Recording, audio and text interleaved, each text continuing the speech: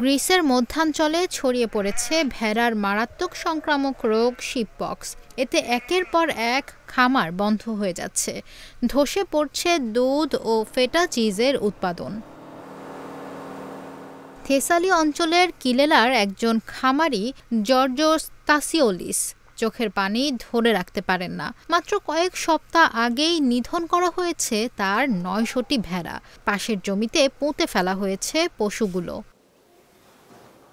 তিনি জানান ২০২০ সাল থেকে প্রায় ২০ লাখ ইউরো বিনিয়োগ করে আধুনিক করেছিলেন খামারটি। এখন সেটি নিস্তব্ধ। শিপপক্সের প্রকোপে ইতোমধ্যেই গ্রিস জুড়ে নিধন করা হয়েছে ২,৬০,০০০-এরও বেশি ছাগল ও ভেড়া। বন্ধ হয়ে গেছে প্রায় ১১০০টি খামার। শুধু কিলেলার এলাকাতেই মারা গেছে ৪০,০০০ পশু, আর জুলাই মাস থেকে বন্ধ হয়েছে ৮০টি খামার। থেসালি অঞ্চলটি দেশের মোট ছাগল ভেড়ার মাংসের ১৫%, আর দুধ ও ফেটা চিজ উৎপাদনের প্রায় ১/৩ সরবরাহ করে। অথচ প্রাকৃতিক দুর্যোগ ও সংক্রামক রোগ একের পর এক ধাক্কা দিয়ে যাচ্ছে এই অঞ্চলকে।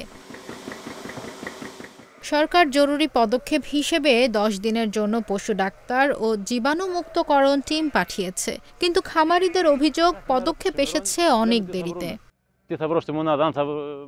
বিশেষজ্ঞদের মতে এই সংকট যদি এখনই সামাল না দেওয়া যায়, তাহলে গ্রিসে খাদ্য মূল্যস্ফীতি আরও বেড়ে যেতে পারে।